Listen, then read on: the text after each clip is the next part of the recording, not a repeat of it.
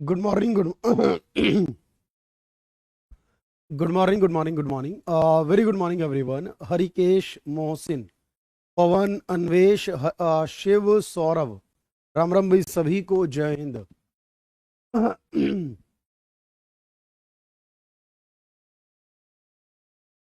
Very good morning everyone. Satish, Lalit, Swati, सभी को मेरी वॉइस क्लियर आ रही तो एक बार कमेंट कर दे. नमस्कार, राम राम भाई सभी को. सतीश बिल्कुल बढ़िया भाई, वालेकुम अस्सलाम. चलिए एक बार सभी लोग कमेंट कर दे. हमने पिछली क्लास में गरीबी पढ़ा था और उसके बाद की क्लास में बेरोजगारी पढ़ा था. और उसके बाद एक डाउट है सर, फ्रिक्शनल अनएम्प्लॉयमेंट जिसे आंशिक या घर्षण बेरोजगारी कहते हैं, ये कौन सी है? देखो, मैंने आपसे ये कहा था कि जब कोई व्यक्ति कहीं जॉब करता है और वहां से क्विट करने के बाद, जॉब छोड़ने के बाद जब दूसरी जगह ज्वाइन करता है तो कुछ दिन या कुछ महीनों का गैप हो जाता है. जब कोई महिला प्रेग्नेंट होती है तो मैटरनिटी लीव लेती है. मान लीजिए किसी प्राइवेट नौकरी कर रही है, जॉब कर रही है, तो एम्प्लॉयर कहता है, मालिक कहता है, ठीक है आप 2-3 महीने के बाद आ जाइएगा, लेकिन ये 2-3 महीने के लिए आपको ऑफ पर रहना पड़ेगा, 2-3 महीने की आपकी लीव लेनी पड़ेगी. अब जनरली तौर पर जब आप जॉब शिफ्ट कर रहे होते हैं, जब आप किसी पर्पज के लिए लीव लेते हैं, जनरली किसी का एक्सीडेंट हो जाता है, अब वो कुछ महीने रेस्ट करने के बाद दोबारा जाता है, दोबारा कंपनी उसको रख लेती है, निकालती नहीं है, लेकिन जब वो कुछ महीनों के लिए बीच में बेरोजगार हो जाता है, टेम्परेरी पीरियड के लिए, उसी को हमने क्या नाम दिया है? That is called frictional. आज की क्लास में मैं बहुत इंपॉर्टेंट टॉपिक के बारे में बात करूंगा. मोहसिन बिल्कुल, वालेकुम सलाम. आज जो बात करने वाला हूं वो मैं इंडस्ट्रियल पॉलिसी के बारे में बात करूंगा. तो 1991 की पॉलिसी के बारे में बात होने वाली है आज, जो एग्जाम में बार बार पूछा जाता है आपसे, एलपीजी के नाम से, लिबरलाइजेशन, प्राइवेटाइजेशन और ग्लोबलाइजेशन. इसके बारे में बात करें, लेकिन उससे पहले एक डाउट आया कि sir marginal productivity of labour zero का मतलब क्या हुआ? देखो, मैंने आपको एक बात बताई. मान लीजिए सर, छिपी हुई बेरोजगारी आपने कहा था. कौन सी बेरोजगारी? छिपी हुई बेरोजगारी. देखो, छिपी हुई बेरोजगारी का मतलब यह होता है कि ऐसा अनएम्प्लॉयमेंट जहां पर जितने लोगों की रिक्वायरमेंट है उससे ज्यादा लोग जो है वो काम करते हैं. मान लीजिए कि किसी काम को 4 लेबर है जो मिलकर करती है, फॉर एग्जाम्पल, और वो 4 लेबर मिलकर 1,000 यूनिट प्रोड्यूस करती है. किसी भी सामान की 4 लेबर मिलकर 1,000 बनाती है.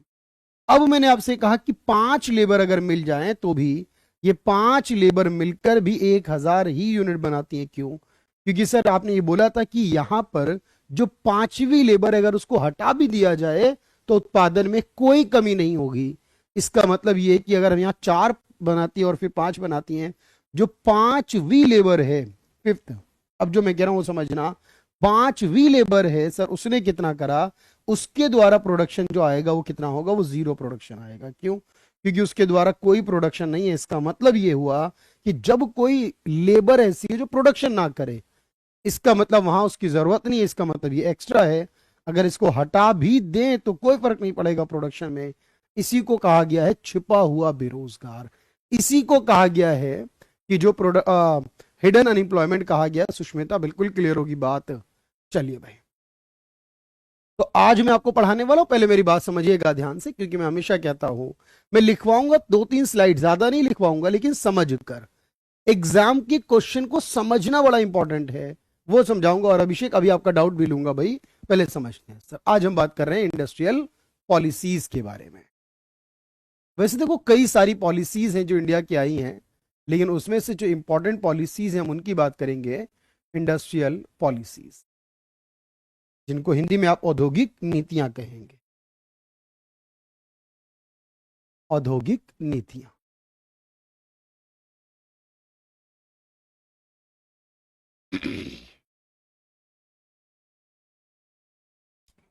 देखिए, जो पहले इंपॉर्टेंट है उसी की बात करेंगे. और सबसे पहले जो इंपॉर्टेंट एक हमारे पास लाई गई, जिसका नाम है न्यू इंडस्ट्रियल पॉलिसी 1991. इसी को बात समझना, एक और नाम देते हैं सर, जिसे कहते हैं न्यू इकोनॉमिक पॉलिसी 1991. ये भी कह सकते हो आप इस, ठीक है. इसी को हम ये भी कह सकते हैं इकोनॉमिक रिफॉर्म 1991। मैं इसकी हिंदी भी बता देता हूं। इसी को हम कहते हैं इकोनॉमिक रिफॉर्म्स 1991, यानी हिंदी में कहते हैं आर्थिक सुधार 1991। इसी को हिंदी में हम आर्थिक सुधार 1991 भी कह सकते हैं। इसी को हिंदी में हम नई आर्थिक नीति 1991 भी कहते हैं। और इसी को हम नई औद्योगिक नीति 1991 भी कहते हैं। और इसी को एक और नाम देखो, याद रखना है, ये सारी पॉलिसीज को, इसी पॉलिसी को जनरली तौर पर हम एलपीजी पॉलिसी भी कहते हैं। हिंदी हो या इंग्लिश हो, इसको हम हिंदी और इंग्लिश में भी एलपीजी पॉलिसी कहते हैं।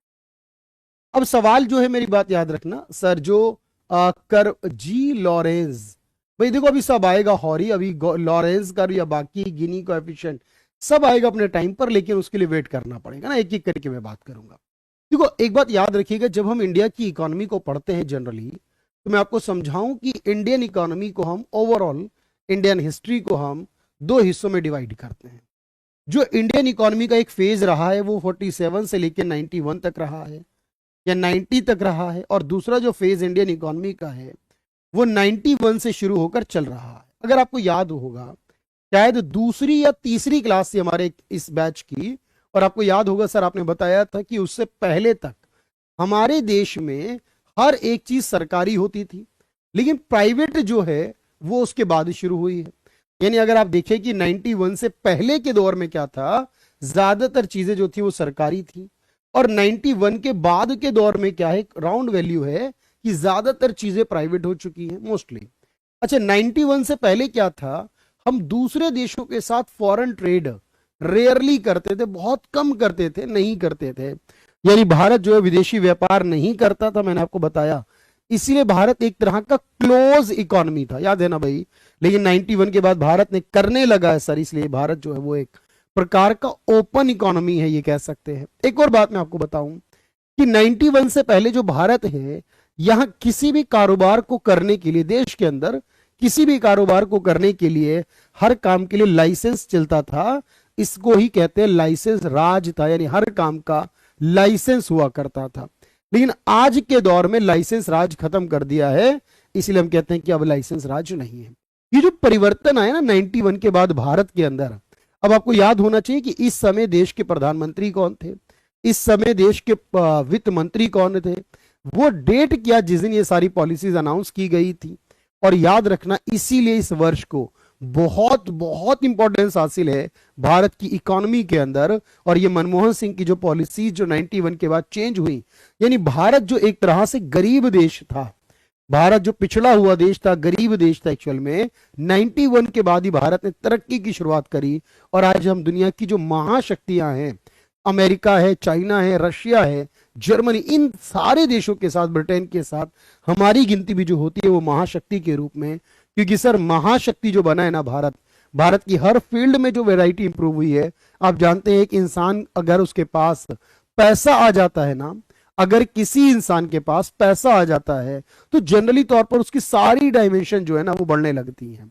वो हर जगह ज्यादा खर्च कर सकता है, ज्यादा सोच सकता है, उसको इंपॉर्टेंस ज्यादा मिलना शुरू हो जाती है। और यही बात मैं हमेशा कहता हूं कि भारत दुनिया में जीडीपी के मामले में, मैंने आपको नेशनल इनकम पढ़ाया है ना, तो जीडीपी के मामले में दुनिया में 5वीं सबसे बड़ी अर्थव्यवस्था जो भारत बना है, और पूरी दुनिया के सारे कारोबार के अंदर दुनिया में टॉप 10 में भारत आता है, और दुनिया में सबसे ज्यादा इन्वेस्टमेंट के मामले में दुनिया के टॉप 10 में भारत आता है। यानी भारत जो है जब वो पैसे में मजबूत है, इकोनॉमिकली स्ट्रांग है, इसीलिए भारत हर फील्ड में आपको नजर आएगा। और आपको वो महाशक्ति जो वर्ड है ना, उसके पीछे का सबसे बड़ा कारण 91 की ये पॉलिसी थी। तो याद क्या क्या करना है, मेरी बात को समझने की जरूरत है भाई। यहां पर सर ये सारे नाम हम याद रखेंगे कि इनका एक ही मतलब है, और इन सब को, इस पूरी पॉलिसी को, ये जो पॉलिसी है इट लॉन्च्ड ऑन 24 जुलाई 1991। इसको जो लॉन्च किया गया था वो 24 जुलाई 1991 को किया गया था, याद रखना। अब यहां पर एक सवाल यह भी है कि जब 24 जुलाई 1991 को लॉन्च किया गया इसे,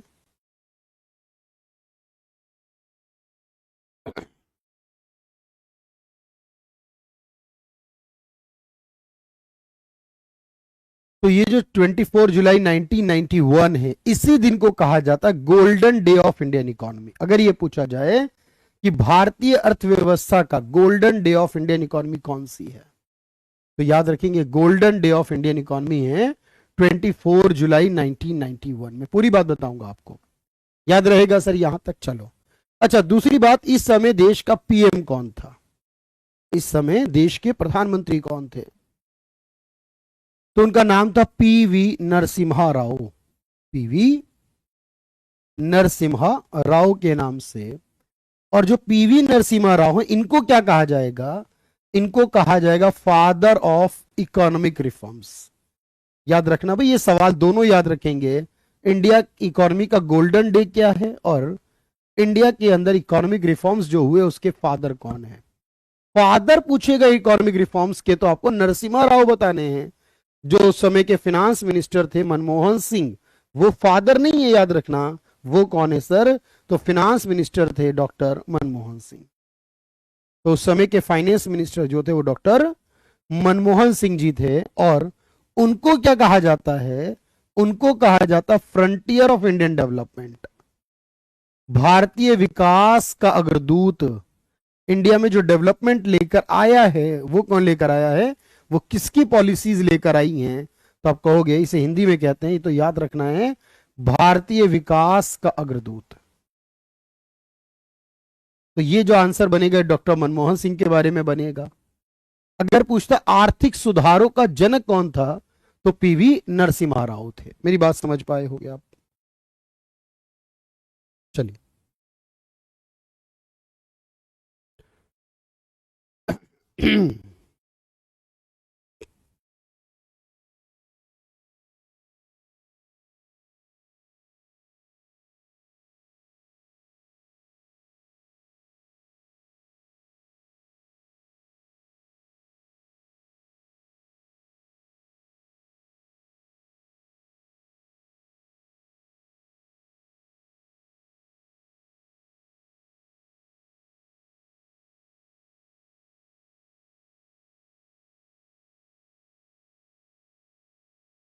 चलिए इसे डन करिए एक बार, फिर आगे बढ़ेंगे।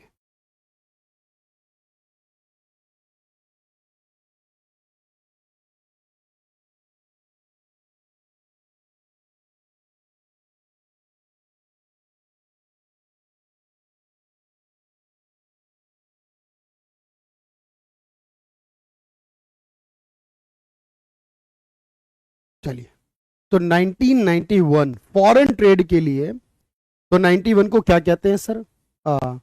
भारतीय विदेशी जो है भारत के विदेशी व्यापार का, जो भारत का विदेशी व्यापार है सर, भारत का जो फॉरेन ट्रेड है, व्यापार का विभाजन वर्ष किसे कहते हैं? विदेशी व्यापार का विभाजन वर्ष, यानी कि year of divide, year of divide in India's foreign trade. अब आप मुझे बताओ यहां पर इसका सेंस क्या होगा? इसका सेंस यह होगा कि जिसमें भारत के विदेशी व्यापार को विभाजित कर दिया गया। आप कहोगे ये वो वर्ष होगा जिससे पहले के विदेशी व्यापार में भारत अलग सोच रखता था, प्रोटेक्शनिज्म वाली रखता था, और इसके बाद से जो भारत है वो ग्लोबलाइजेशन रखने लगा। तो 91 जो वर्ष हुआ सर, वो क्या हुआ? विदेशी व्यापार के मामले में ये ग्रेट ईयर ऑफ डिवाइड हुआ सर, क्योंकि इससे पहले व्यापार नहीं करते थे मोस्टली, और इसके बाद व्यापार बढ़ाना शुरू कर दिया। और याद रखना, कई बार ये पूछता है एलपीजी जो पॉलिसी आई है ये किसकी जगह आई है? याद रखना, एलपीजी पॉलिसी को, एलपीजी को एलपीक्यू की जगह लाया गया है। LPG replace to LPQ. अब आप कहेंगे सर ये पहले जो एलपीक्यू था ये क्या था? तो इसे याद रखना भाई, एलपीक्यू का मतलब था पहले लाइसेंस, परमिट और कोटा। अभी एलपीजी क्या वो बताऊंगा आपको मैं, लेकिन इसे लाइसेंस, परमिट और कोटा कहा जाता था। और ये पॉलिसी चला करती थी, यानी लाइसेंस राज चला करता था। अभी एलपीजी का मतलब भी आएगा इसके आगे। अब वेट करिए भाई, इसे डन करिए और पहले कमेंट करिए, डन 1 आना चाहिए, सभी का डन 1 आना चाहिए भाई।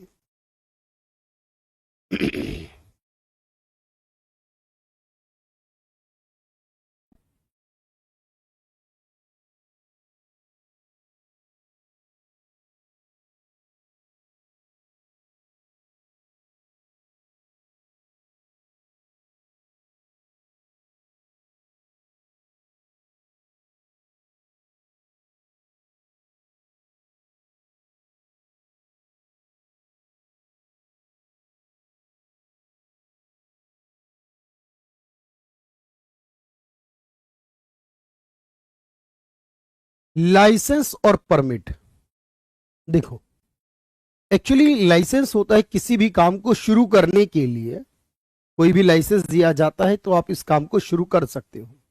और परमिट ये होता है, एक वैलिडिटी होती है कि इतने टाइम तक आप उस काम को कर सकते हो। तो लाइसेंस और परमिट जनरली तौर पर एक ही जैसे दो वर्ड हैं, और लाइसेंस, परमिट और कोटा ये सिस्टम चला करता था। यानी कोटा का मतलब होता है मैक्सिमम लिमिट। तो किसी चीज के लिए आपको लाइसेंस लेना होगा, परमिट लेना होगा, और एक कोटा यानी एक लिमिट तक होगा। हर चीज यानी कंट्रोल्ड थी। आप ये कहते हो ना 91 से पहले ज्यादातर चीजें सरकारी कंट्रोल में थी, 91 के बाद सरकार ने कंट्रोल को हटाना शुरू करा। अब मैं एक एक करके बताऊंगा, आपको समझना कि सर हमारे यहां पे एलपीजी का मतलब होता क्या है। देखो ध्यान से, यहां जो एल वर्ड आया है इसको समझना। पहले एल का मतलब है लिबरलाइजेशन, तो एल फॉर लिबरलाइजेशन है, जिसका मतलब है हिंदी में उदारीकरण। बात समझना। देखो उदारीकरण में क्या होता है, मैंने आपको बताया पहले क्या था हमारे देश में। अगर आपको एक जनरल स्टोर भी ओपन करना है, यानी अगर आपको एक छोटी सी किराने की दुकान भी ओपन करनी है, तो उसके लिए भी आपको एक लाइसेंस लेना होता था।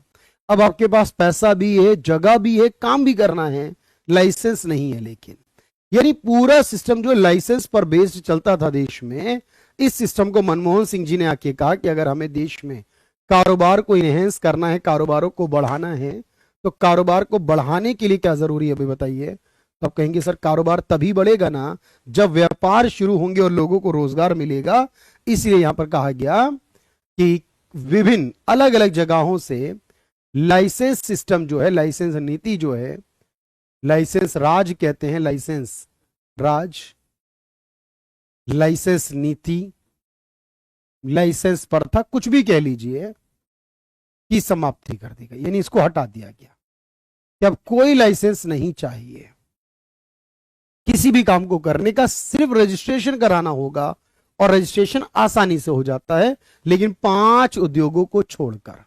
याद रखना ये बात, यानी 5 उद्योग छोड़कर बाकी सबको अपने लाइसेंस फ्री कर दिया गया। लेकिन इनके लिए 5 के लिए अभी भी लाइसेंस चाहिए। Need to remove licensing system या लाइसेंसिंग राज, हिंदी इंग्लिश में यही बोलते हैं इसे। लेकिन क्या बोला मैंने, एक्सेप्ट 5 इंडस्ट्रीज। अब ये 5 उद्योग ऐसे चुने गए जो कि देश के लिए डेंजरस हो सकते थे, उनको कहा गया कि आपको लाइसेंस लेना होगा। अब आपके दिमाग में सवाल है सर ये 5 कौन से ऐसे उद्योग, ये सवाल आता है बार बार, याद रखो। तो एक आपके पास आता है अल्कोहल एंड टोबैको। अगर किसी को शराब का कोई काम करना है या तंबाकू का, तो लाइसेंस लेना पड़ेगा शराब और तंबाकू के लिए। ये बिना लाइसेंस के आप नहीं कर सकते, शराब और तंबाकू। दूसरा ड्रग्स।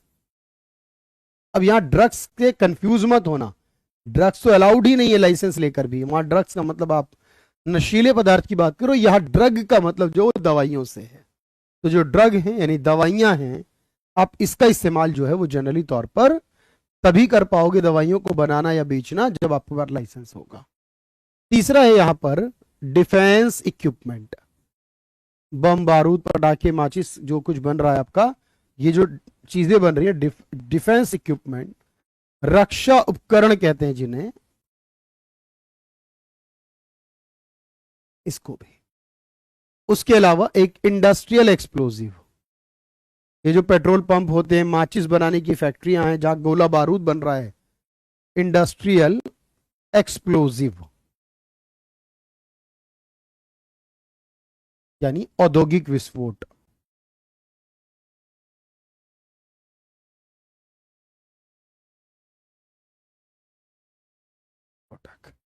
और केमिकल्स, रसायन, जो डेंजरस केमिकल्स होते हैं ना, रसायन होते हैं, इनका इस्तेमाल जो है जनरली तौर पर आप लाइसेंस के बाद करोगे। बाकी जगहों से लाइसेंस सिस्टम को रिमूव कर दिया गया। इसको याद रखेंगे, इसी को कहा गया है सर लिबरलाइजेशन। इसके बाद कारोबार शुरू होने लगे, लोगों को रोजगार मिलने लगा। रोजगार मिला तो गरीबी अपने आप कम हो जाएगी। जब लोगों के पास काम होगा तो यहां से हमने काफी चीजों को बैलेंस कर लिया। अच्छा, दूसरा क्या है, देखो यहां पर सेकेंड वर्ड आया था सर वो शब्द आया था प्राइवेटाइजेशन। अब ये प्राइवेटाइजेशन क्या है, देखो ध्यान से, इसका मतलब है निजीकरण। और मैंने आपको पढ़ाया हुआ है, इसलिए मैं कहता हूं ना, चीजों को रिलेट करके हुए चलते हैं आप लोग। हम छोटी छोटी बातें कर लेते हैं ना, कई बार हम क्या देखते हैं सर, निजीकरण में ये होता है कि जो हमारी सरकारी चीजें हैं, हम सरकारी चीजों को प्राइवेट के कंट्रोल में करना शुरू करते हैं। और ऐसा करने के लिए मैंने आपको बताया, सरकार अपनी हिस्सेदारी को सेल करने लगती है, सरकार अपनी कंपनियों में कुछ हिस्सा बेचने लगती है। अभी रीसेंट एग्जांपल है हुडको, हाउसिंग अर्बन डेवलपमेंट कॉर्पोरेशन, एक कंपनी है सरकारी, सरकार उसका 7% शेयर बेच रही है। मैंने आपको पढ़ाते समय शायद कोल इंडिया बताया होगा, जो मैंने कहा 3% कंपनी जो है वो शेयर बेच रही है, सरकारी कंपनी है। तो यहां पर यह कहा गया, पहली चीज कि दो इंडस्ट्रीज ऐसी होंगी, दो सेक्टर ऐसे होंगे जो कि रिजर्व्ड होंगे फॉर गवर्नमेंट। दो इंडस्ट्रीज या सेक्टर ऐसे होंगे जो कि reserved for government of India होंगे, जो भारत सरकार के लिए रिजर्व्ड होंगे, यानी उसमें आप प्राइवेटाइज नहीं कर सकते। तो दो सेक्टर को सरकार के लिए रिजर्व कर दिया गया था, जिसमें कहा गया प्राइवेटाइज नहीं हो सकता नई पॉलिसी के आने तक। सर वो दो कौन से थे? एक है इसमें एटॉमिक एनर्जी, जो आज भी पूरी तरह से सरकारी है, एटॉमिक एनर्जी है जिसको हमने परमाणु ऊर्जा कहा है। और दूसरा इंडियन रेलवे, 91 की उस पॉलिसी के तहत कहा गया हम इंडियन रेलवे को प्राइवेट नहीं करेंगे और एटॉमिक एनर्जी को नहीं करेंगे उस समय।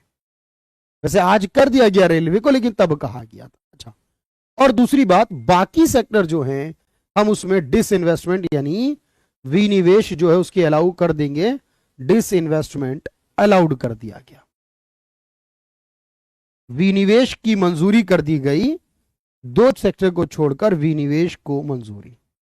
अब जब विनिवेश होगा तो आप जानते हैं कि प्राइवेट का हिस्सा बढ़ने लगेगा, क्योंकि मैंने आपको बताया हुआ, इसीलिए विनिवेश क्या होता है सर, देखो विनिवेश का मतलब होता है government sell its share holding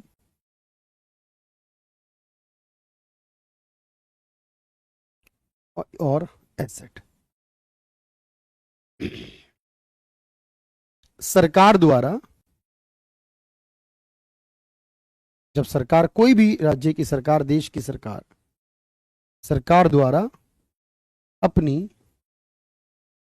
हिस्सेदारी या संपत्ति बेचना। और जब जब सरकार अपनी हिस्सेदारी या संपत्ति बेचेगी तो ऑब्वियस है प्राइवेट को बढ़ावा मिलेगा। यानी ये गवर्नमेंट जो है सर, OLX पे भी हो जाता है, एटॉम बॉम्ब OLX पर अवेलेबल हो जाता है। अरे मेरे दोस्त आदिल, कहा हो, कैसी बात कर रहे हो यार, एटॉम बॉम्ब मिल जाएगा। किसी ने नाम रख दिया होगा किसी प्रोडक्ट का, एटॉम बॉम्ब है ना, उसे छोड़ दीजिए, उसके अलावा बाकी बात कर लेते हैं। चलिए, अश्विन, अरुण, भीम, प्रिया, आदित्य, राज, अन्वेश, तो फिलहाल हम यह बात कर लेते हैं सर, डिसइन्वेस्टमेंट को अलाउड कर दिया गया।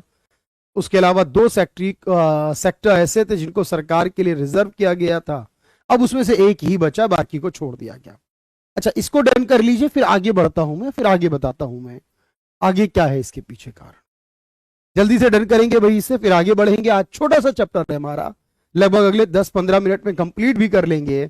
वैसे भी आज स्टूडेंट काफी कम है आज, क्योंकि आप जानते हैं कल दशहरा है, और आज मोस्टली क्योंकि बहुत सारे लोग अष्टमी मनाते हैं, बहुत सारे लोग नवमी मनाते हैं ना भाई, अलग अलग पूजा अर्चनाएं होती हैं। मुझे बहुत ज्यादा डिटेल नहीं पता, लेकिन हाँ ये पता है कि आज की क्लास में आप काफी लोग कम हैं, और इससे पिछले बैच में अभी मैं मॉर्निंग में भी एक क्लास ले चुका आपसे पहले, उसमें भी कम थे, क्योंकि सब कह रहे सर आज सो हम पूजा में है। कल तो क्लास ऑफ रहेगी, ऑब्वियस है, कल तो ऑफ रहेगी ही रहेगी। उससे पहले ज्यादा अनएम्प्लॉयमेंट था, बिल्कुल उससे पहले और ज्यादा अनएम्प्लॉयमेंट था, ये कह लीजिए उससे पहले डिस्गाइज्ड ज्यादा था, क्योंकि सारे लोग एग्रीकल्चर में ही हुआ करते थे।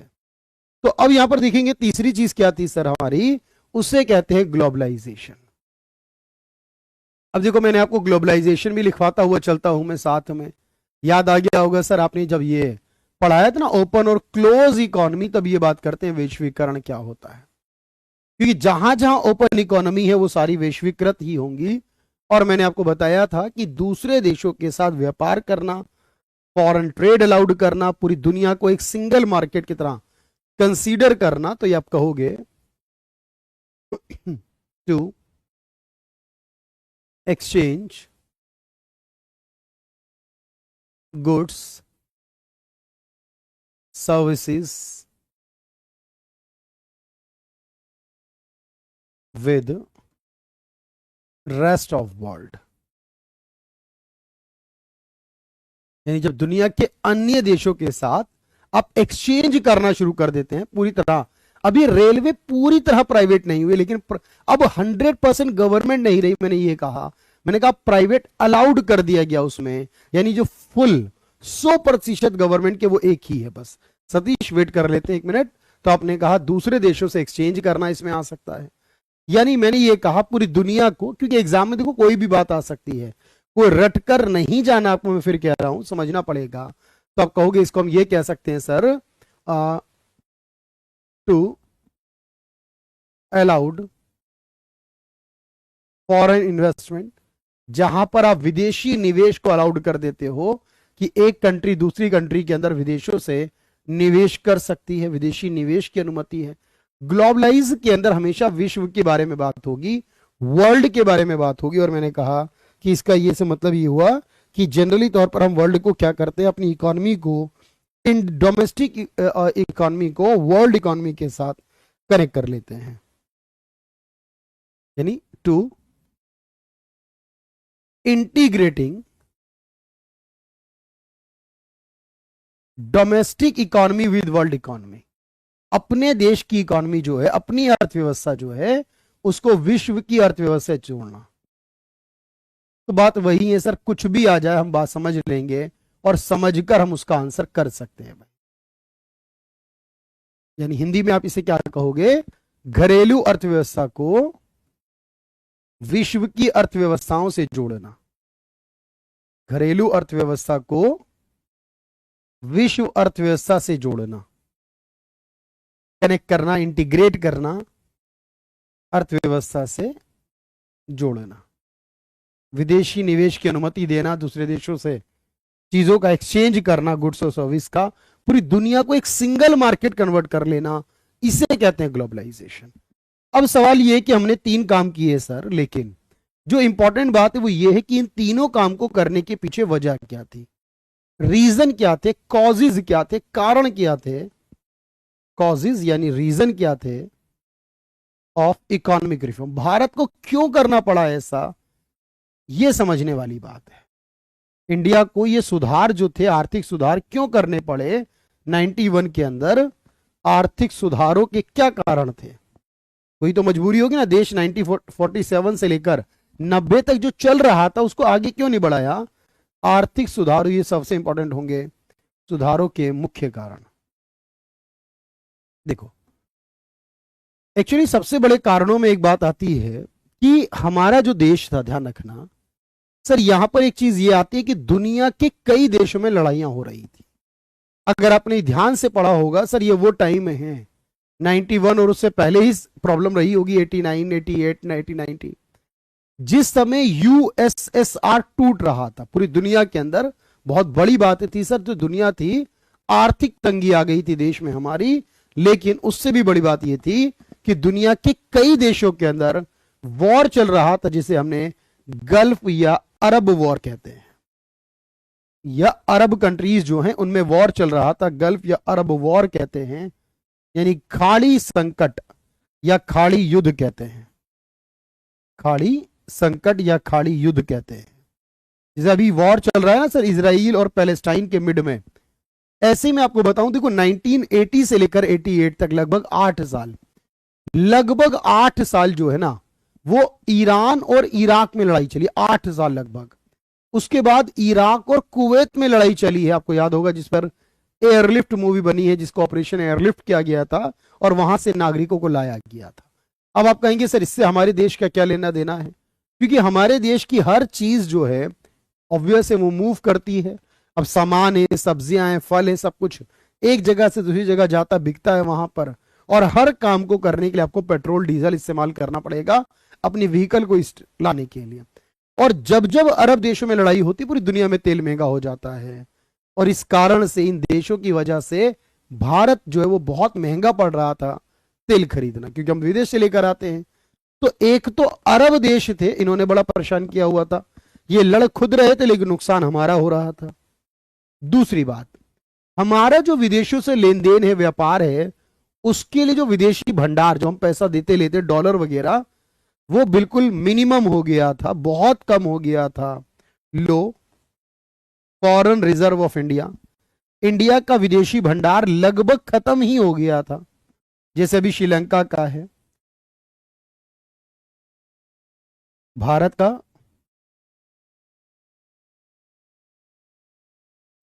कम विदेशी भंडार, जो विदेशी भंडार था वो काफी कम हो गया था। पैसा नहीं था देश में, अब पैसा क्योंकि महंगा खरीदने में खर्च हो रहा था। अच्छा, इसी को देखो, जब हम कहते हैं ना, अभी आपको समझ में नहीं आएगा थोड़ा सा, जब हम विदेशों से लेन देन करते हैं सर, एक्सपोर्ट इंपोर्ट करते हैं विदेशों से, तो जो विदेशों से लेन देन किए जाते हैं ना, उससे पहले मेरी बात समझना, नहीं 1990 से पहले भारत क्लोज था। क्लोज का मतलब मैंने तब भी बोला था आपसे, देखो क्लोज कोई इकोनॉमी नहीं आज के दौर में ना, पहले थी। आप ये कह लीजिए कि 90 से पहले, 91 से पहले इंडिया रिस्ट्रिक्टेड था। मतलब जब देखो पेट्रोल तो इंडिया को करना ही पड़ेगा ना, वो तो अपने देश में हो ही नहीं सकता।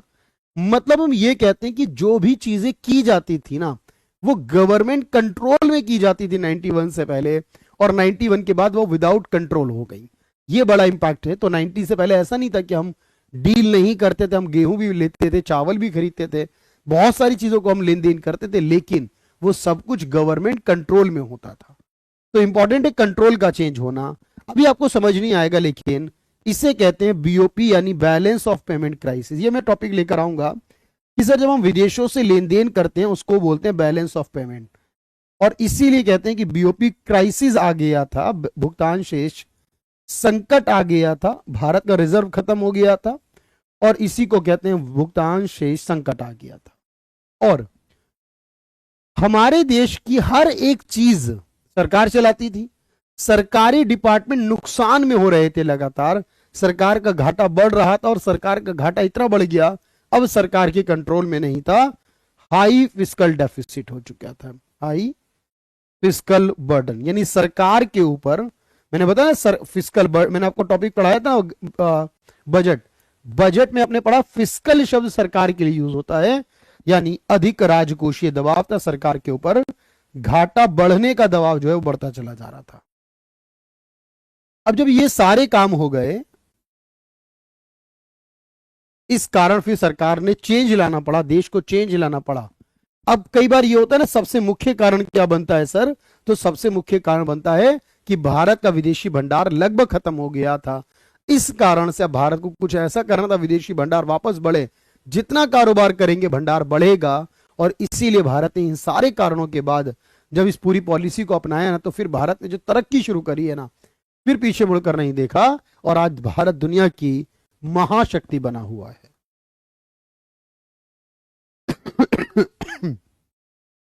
और आप जानते हैं सर, जब ऐसा होगा ना देश में, कहीं पर वॉर हो रहा है, कहीं पर कोई परिस्थिति है, तो उससे क्या होगा, हमेशा महंगाई पर और बाकी चीजों पर बड़ा असर पड़ेगा। इसलिए हम देखते ना, भारत में जो महंगाई है उस समय के दौर में वो काफी ज्यादा बढ़ गई थी। इसी कारण से, चलिए पहले आप इसे लिखिएगा,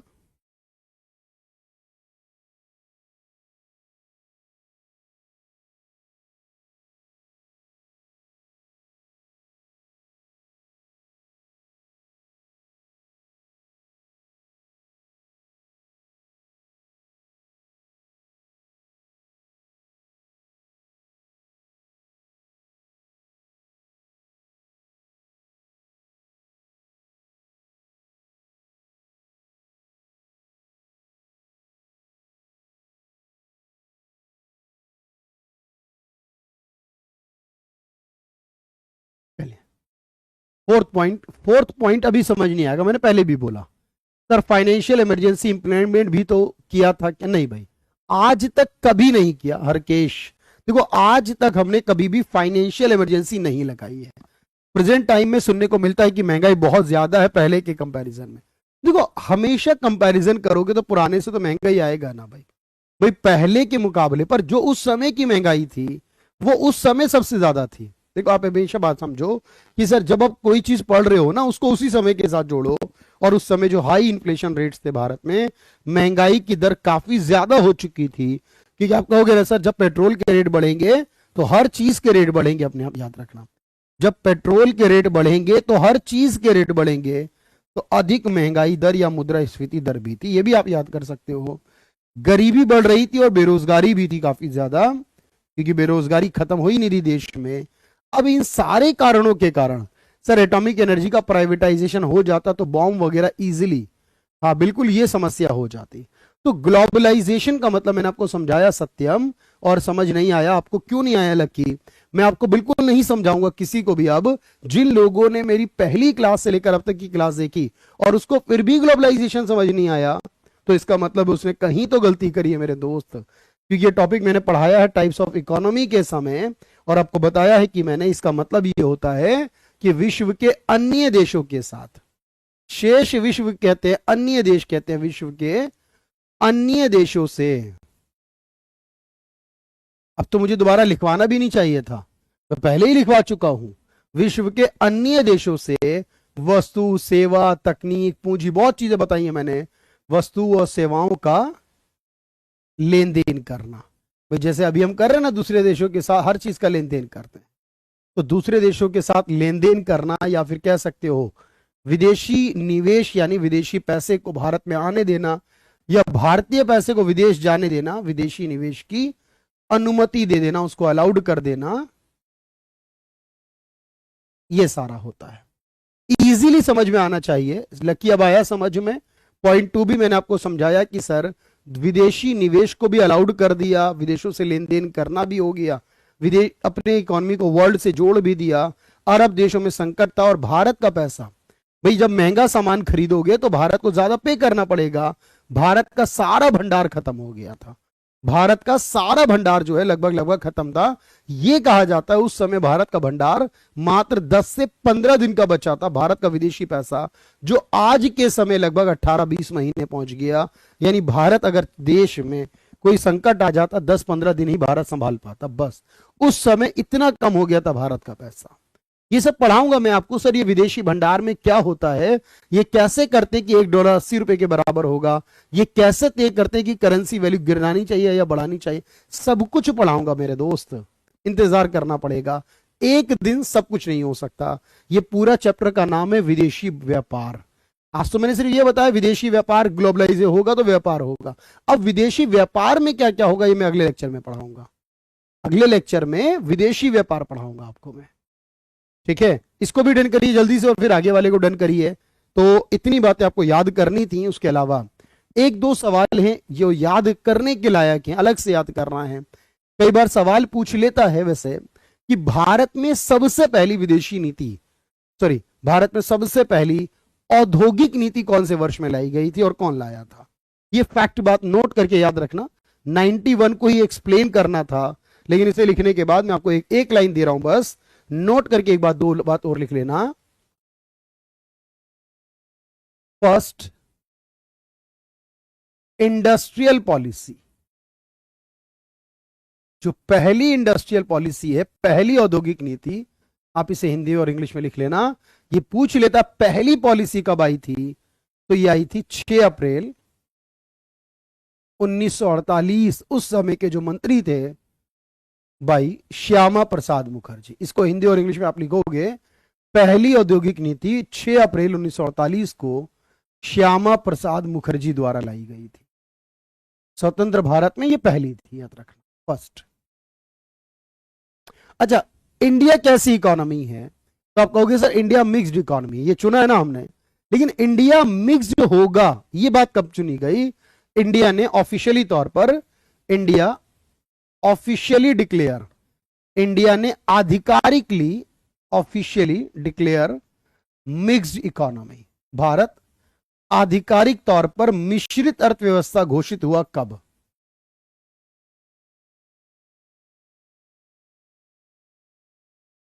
तो पहला सवाल तो यह कि भारत ने पहली इंडस्ट्रियल पॉलिसी कब लाई, और दूसरा यह है भारत आधिकारिक तौर पर मिश्रित अर्थव्यवस्था कब डिक्लेयर हुआ?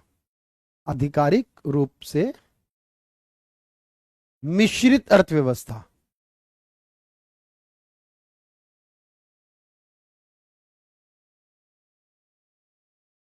जो बना है इसके बारे में अगर पूछे तो याद रखना 1956 की जो इंडस्ट्रियल पॉलिसी थी, 1956 वाली इंडस्ट्रियल पॉलिसी जो थी, उसमें भारत ने क्लियरली बोला कि हम तो दोनों का कॉम्बिनेशन बनेंगे।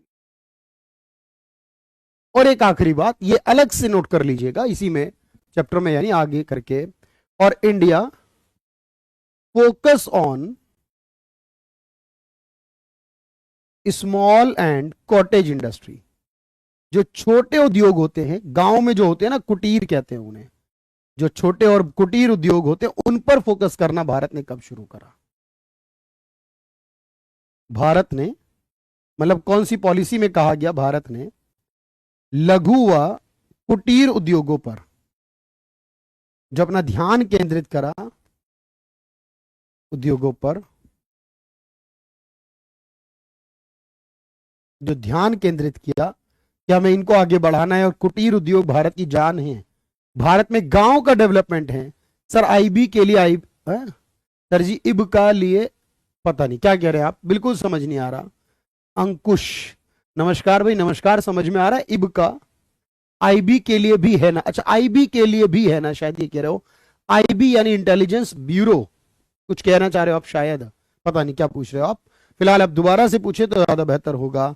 तो आपने कहा सर ये कौन सी पॉलिसी, जिसे कहते हैं इंडस्ट्रियल पॉलिसी 1977, 1977 की इंडस्ट्रियल पॉलिसी। तो ये तीन बातें याद रखनी है। 1956 वाली में हमने मिश्रित इकोनॉमी को चुना ऑफिशियली, 77 वाले में कुटीर उद्योग यानी छोटे उद्योगों का ध्यान दिया गया, और 48 में पहली बार भारत में आई जो श्यामा प्रसाद मुखर्जी लेकर आए थे। आज मैं इतना ही कराऊंगा। आज एक छोटा सा चैप्टर, छोटा सा टॉपिक है जिसका नाम है इंडस्ट्रियल पॉलिसी। गरीबी, बेरोजगारी, और उसके बाद एलपीजी यानी 1991 की पॉलिसी के बाद कोई ऑफिशियली पॉलिसी नहीं आई है। 2014 के बाद परिवर्तन जरूर आए हैं मोदी जी के आने के बाद, पॉलिसी कोई नहीं है भाई, पॉलिसी का कोई नाम नहीं है। चलिए, तो अगर बात करो सर आईबी के लिए है, अगर आप शायद ये सवाल है मेरा, तो हाँ बिल्कुल, इंटेलिजेंस ब्यूरो भी अगर आप कर रहे हो ना, इस लेवल की पढ़ाई करके इंटेलिजेंस ब्यूरो का आराम से हो जाएगा। मेरे ख्याल से मिनिस्ट्री ऑफ होम अफेयर जो है वो कराता है इस आईबी के एग्जाम को, तो कोई बात नहीं है। बाकी आपका कमेंट आएगा अगली बार तो बताऊंगा जरूर। Thank you everyone, thank you so much. याद रखिएगा 91 सबसे इंपॉर्टेंट इंडस्ट्रियल पॉलिसी, इकोनॉमी के लिए सबसे इंपॉर्टेंट वर्ष ही 91 का होगा। ठीक है, थैंक यू।